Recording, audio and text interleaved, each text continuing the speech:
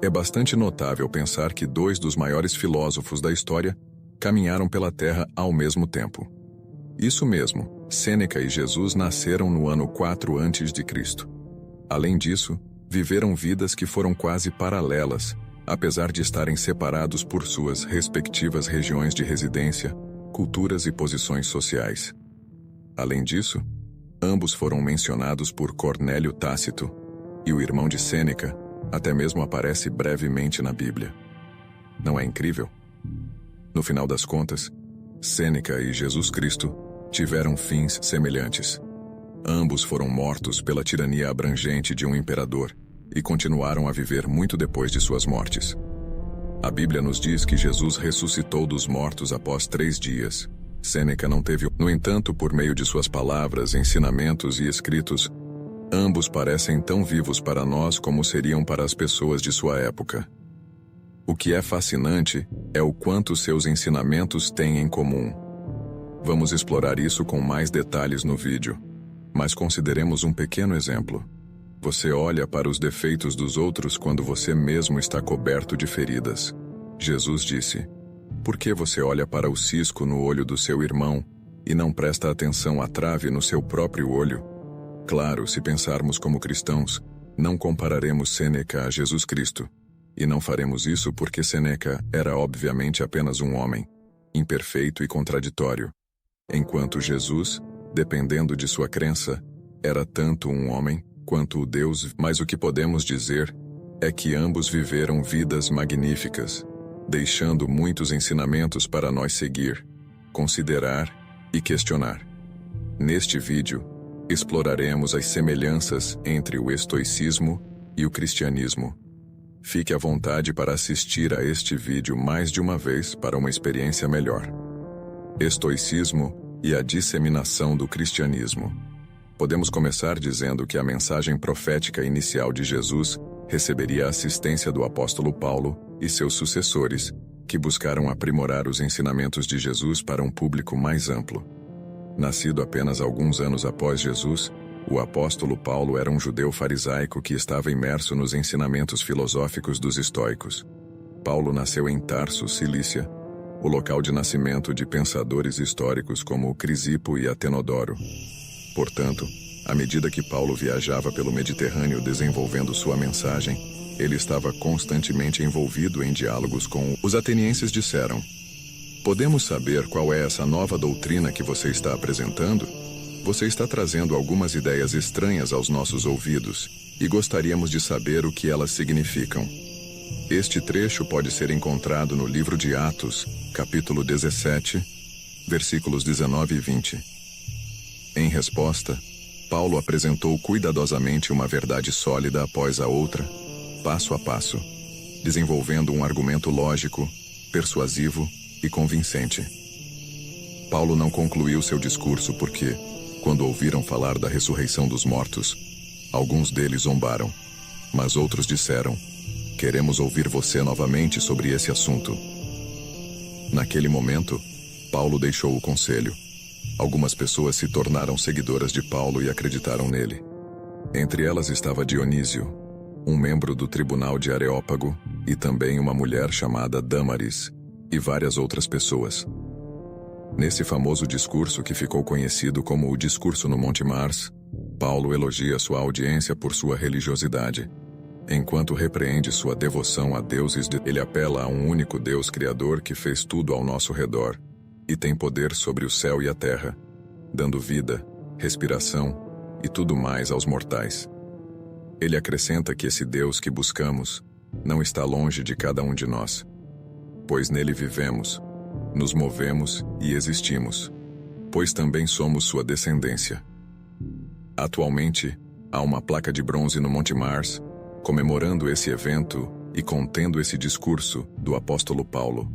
Ao apresentar essas ideias de um Criador que tem poder sobre tudo e do qual descendemos, Paulo está citando em parte as palavras do brilhante filósofo estoico Cleantes no hino a Zeus. A defesa de Paulo, baseada em parte na teologia estoica, converteu um membro do tribunal, Dionísio, e muitos outros. Dionísio se tornaria o primeiro bispo cristão de Atenas, e ainda é considerado o santo padroeiro da cidade, visto como um protetor da justiça. Em seguida, Paulo segue para Acaia, onde Gálio, o irmão de Sêneca, era governador em 52 d.C., assim como Sêneca foi chamado de volta do exílio para servir como tutor do jovem Nero. Paulo foi acusado e levado a julgamento pelos judeus, e podemos ver esse relato na Bíblia, em Atos 18, versículos 12 e 13, onde os judeus diziam: "Este homem persuade os homens a adorarem a Deus contra a lei." No entanto, Paulo foi levado perante Gálio, que rejeitou as acusações contra ele. Nos 7 anos seguintes, Paulo desenvolveu com sucesso suas igrejas em todo o império, enquanto Sêneca passou de tutor de Nero a seu braço direito na administração. Estoicismo e cristianismo são compatíveis? Quando Nero se tornou imperador aos 16 anos, Sêneca se tornou conselheiro do imperador. Sua primeira tarefa foi escrever discursos para Nero, a fim de convencer Roma de que não era inteiramente insano dar a uma criança poderes quase divinos sobre milhões de pessoas. Infelizmente, o tempo rapidamente revelou que Nero estava perturbado e falho. Em 64 d.C., o grande incêndio atingiu a cidade de Roma, impulsionado por ventos fortes, destruindo mais de 2/3 da cidade. No entanto, dado que o imperador Nero, um aluno de Sêneca, ordenou a decapitação do apóstolo Paulo no mesmo ano, pode-se pensar que estoicismo e cristianismo obviamente não são compatíveis. No entanto, só podemos ver alguns casos isolados de conflitos entre essas duas partes. Tais ocorrências nos levam a pensar que talvez isso tenha acontecido devido à época em que viveram, um período de conflitos e lutas pelo poder. Como Kevin Rowe, professor de Novo Testamento na Universidade Duke, nos Estados Unidos, diz: "O estoicismo tem sido há muito tempo um parceiro de conversação explícito e até próximo para pensadores e santos cristãos." Havia também o autor cristão dos séculos II, Tertuliano, que se referiu a Sêneca como Septimus Nostrorum, um termo latino que significa frequentemente nosso. Um século depois, Jerônimo eliminou o Septimus e disse que Sêneca era simplesmente Noster, que significa nosso, em seu livro sobre homens ilustres. Agostinho de Hipona, conhecido pelos católicos como Santo Agostinho, também faz referência a passagens de Sêneca em sua obra A Cidade de Deus. Assim, o relacionamento entre estoicos e cristãos é profundo. Mas um estoico pode ser um cristão? Um cristão pode ser um estoico? O debate sobre esse assunto continua até hoje. Foram escritos livros por estudiosos tentando mesclar estoicismo e cristianismo, assim como foram escritos livros por estudiosos que tentam separar o estoicismo do cristianismo. A maioria dos estudiosos parece concordar que é difícil ser tanto um estoico quanto um cristão ao mesmo tempo.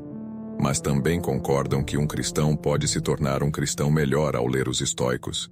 E um estoico pode se tornar um estoico melhor, assim como um cristão.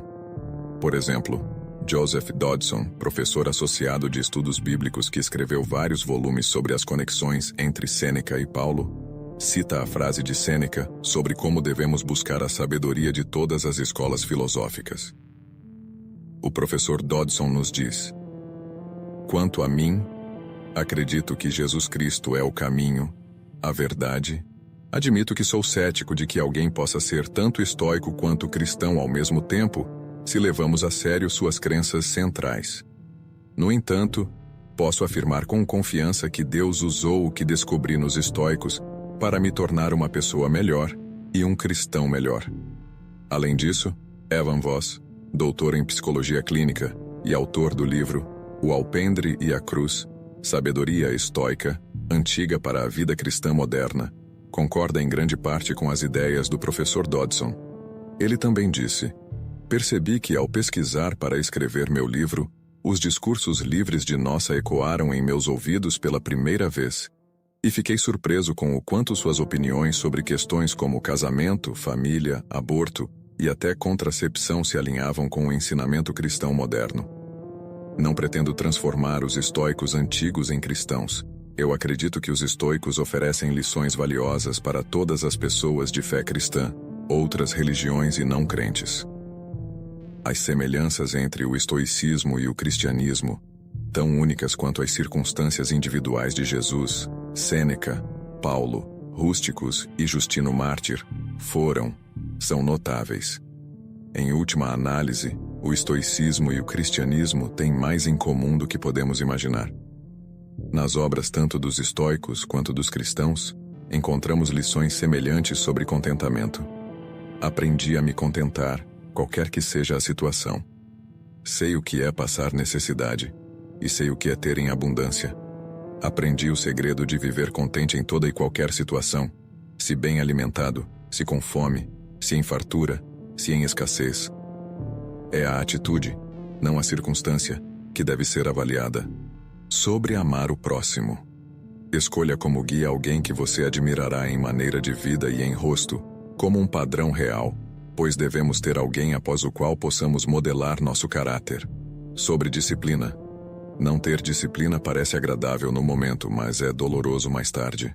No entanto, ela gera uma colheita de retidão e paz para aqueles que foram treinados por ela. Sobre ansiedade. A ansiedade pesa no coração, mas uma palavra gentil o alegra. Sobre amor. Sobretudo amem-se sinceramente uns aos outros, porque o amor cobre uma multidão de pecados. Sobre vingança. Se alguém te ferir na face direita, ofereça também a outra. Sobre a mortalidade. Em tudo o que você fizer, lembre-se dos seus últimos dias e você nunca pecará. Sobre raiva. Na ira, não se apresse em irritar o seu espírito, pois a ira repousa no colo dos tolos. Sobre amar os inimigos. Mas eu lhes digo, amem os seus inimigos e orem por aqueles que os perseguem, para que vocês venham a ser filhos de seu Pai que está nos céus. Sobre bondade. A bondade é invencível, desde que seja sincera, não bajuladora ou pretensiosa. Sobre estar livre das paixões. Ser livre das paixões e ainda assim, cheio de amor. Sobre o tempo e a vida. O sol nasce e o sol se põe, e depois se apressa de volta ao lugar de onde se levanta.